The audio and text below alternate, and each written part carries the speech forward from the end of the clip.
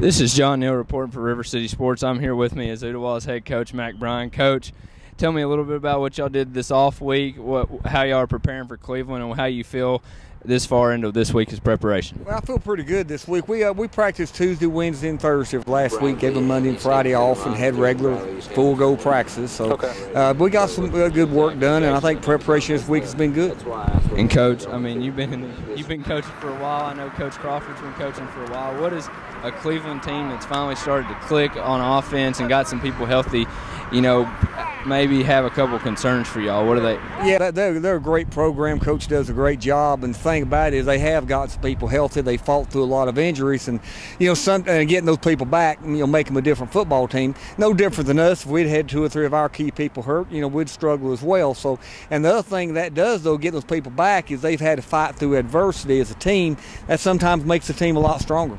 And Coach, I mean, I haven't able to witness a game here at Ooltewah yet. I'm excited for it. What kind of an atmosphere or environment are you expecting Friday, with it being homecoming and everything? Oh, it'll be a great atmosphere. Our people, our community supports well. Cleveland will come down. They support well. We expect a full stadium and a packed house and a great atmosphere for the kids, and that's what the kids deserve. They deserve that kind of electric atmosphere.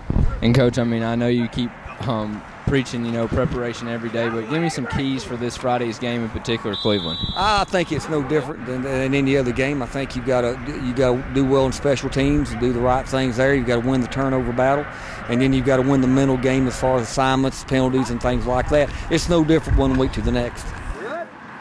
With me is Adrian Hall and Tyson Sylvester. Guys, man, it's week 9 already. Y'all are sitting at 8-0, 4-0 in the district. Got a big-time opponent coming down here in Cleveland. How do you feel after 2 weeks of preparation, getting ready for that game? We feel good about it. We're preparing hard for it every day. And how do you feel, Adrian? We feel good. Got to stay focused. Can't get the big head. And guys, I mean, it always seems that when the offense needs the ball back or y'all need a big-time turnover, it's always come from the secondary. Rashawn and AD, we saw them a couple weeks ago. You were able to, grab some momentum against East Hamilton. What are y'all going to have to do Friday for that impact from the secondary to come? Just stay focused on the field. Do our assignments. Know what we have to do. What about you, AD? We got to come with the same thing that we did against East Ham. Got to stay focused. Can't call the wrong coaches, and just stay focused. And guys, it is homecoming week. It is Cleveland. What kind of emotions is going through you right now? I mean, I don't know. We're ready. We're just ready. What about you? I feel good. I'm feeling that we can beat them. I mean, ever since I've been out here, Ooltewah ain't beat Cleveland yet, so this time we're going to beat them. Well, you heard it here first. Ooltewah has not gotten a win versus Cleveland since AD's been here. I know these guys are itching for it, but this is John Neal for River City Sports. We'll be here Friday in our Week 9 game of the week at 7:30.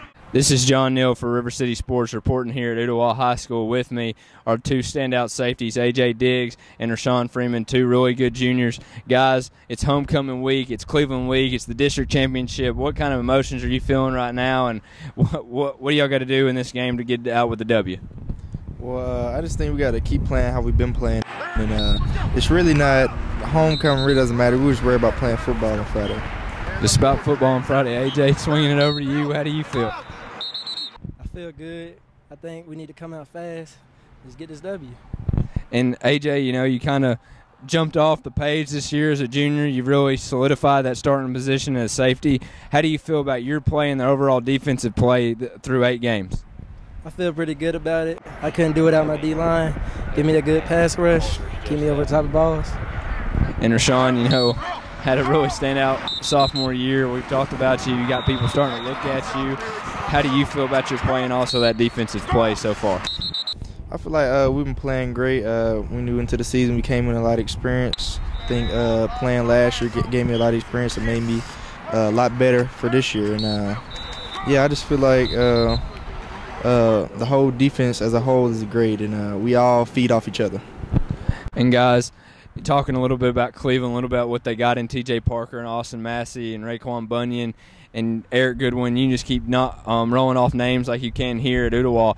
What have y'all seen on film that might give that defense some concerns this Friday? Well, I know the running backs, they run hard, and they were pretty good last year too. And I just know we got to wrap up and get them to the ground, and we'll be fine. And AJ, what have you seen from that offense led by that big quarterback they have down there at Cleveland might give the secondary some concerns? We just got to stop the screen pass, come out fast, just wrap up, hit hard. And this is John Neal for River City Sports. With me again is Rashawn Freeman and AJ Diggs. Not to get mistaken with some other names people have been calling them. It is Rashawn Freeman, it is AJ Diggs, and they'll be household names by the time they graduate here next year. But guys, it's a Cleveland week here at Ooltewah High School, our Week 9 game of the week. We'll have complete coverage on all our social medias on our site. Go like everything. We hope to see you at the game, 7:30 homecoming week.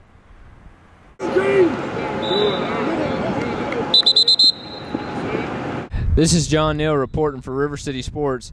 With me, as always, Taylor Ellis. We're here at Ooltewah High School. Taylor taking in the Owls as they prepare for Cleveland this week in our Week 9 game of the week. What did you see today, particularly in practice? Maybe talk about some of that speed that we saw out here on the field today, and where do you think this team is mentally going into this game? Yeah, today it marks the first time that I've seen Ooltewah this year, whether it's a game, a practice, jamboree, whatever it may be. And just from the little amount of time that I've seen them guys, the talk is real this year on this team. Flying around on defense, getting every little thing right. Kelvin Leon looks like a college quarterback out here running the offense. They are a very well-oiled, very tightly tuned machine right now going into the district championship this week against Cleveland. And, I mean, that's something that you could definitely tell is the way they're preparing. And talk to Coach Atkins for a little bit before they kicked off, actual practice. They come out for a little bit of a pre-practice that they do here at Ooltewah. Like you said, Taylor, we were talking back and forth. It's run like a college practice almost. That I don't think they've stopped moving in the hour or so we've been here so far. But something that Coach Atkins really talked about was that he's never seen a team this prepared going in off a bye week and then coming out and they're ready. They're feeling confident. They're feeling like they're hungry is basically you would say. But you were talking a little bit about Kelvin Leon. What did you see from the offensive standpoint that's really besides Leon that's really taken Ooltewah a step above some other people in the area? Yeah, well, from a team perspective, the seconds, the number 2 receivers, number 2 running backs, whatever it may be, they're not having to be told to jump in and get some reps. They're doing it on their own. Everybody's paying attention. They're getting mental reps. They're prepared. I think Kelvin Leon maybe threw 2 incomplete passes from what I saw today, running a little bit of option play, running some inside drill with his running backs. They do not look like a team that is unprepared, like you said. They look mentally ready, mentally prepared. They look physically ready. I mean, these are some big kids out here. But they also look like it's something that they have been working on all season. They're used to it now as far as running the practices the way they do, the quality of play that they perform at every week. It looks like something they're starting to get used to, and that's really scary for a team this good.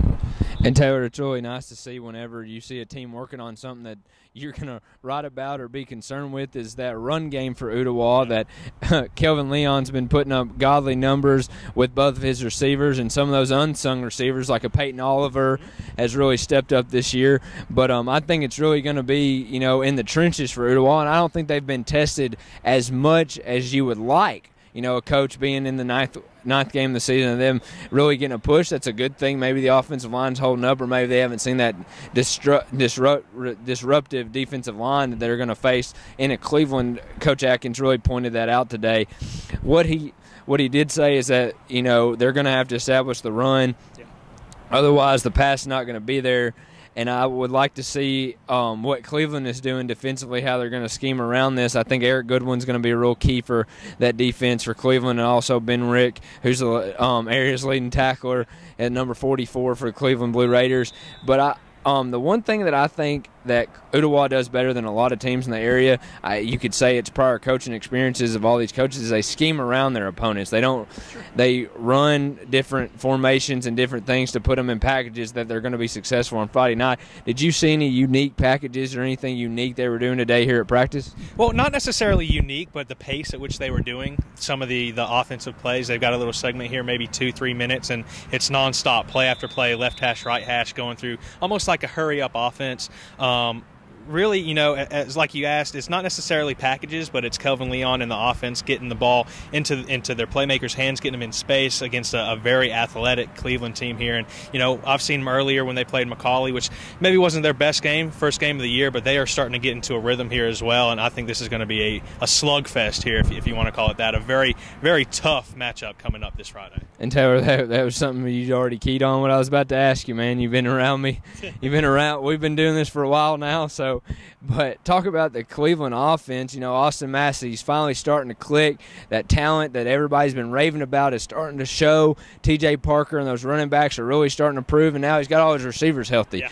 What did you see from maybe this Ooltewah defense that will be good to neutralize that offense attack for Cleveland to really start to click after that Saudi game? Sure. You know, I got to watch some of the linebackers personally, some of their individual drills, some of the defensive lines' individual drills, and guys, they're not afraid to come up and hit you. They're going to be ready to play this Friday. They're going to be ready to lay the hat, and you know, guys, they flew around today on defense, which makes me just wonder how fast they're going to go in the game. And it's something that they're working on the little things as well. I watched them do individual drill, just wrapping up tackling drills, talking about watching short screen games with the corners, and it's something they're working on, every little thing that Cleveland could hit them with this week.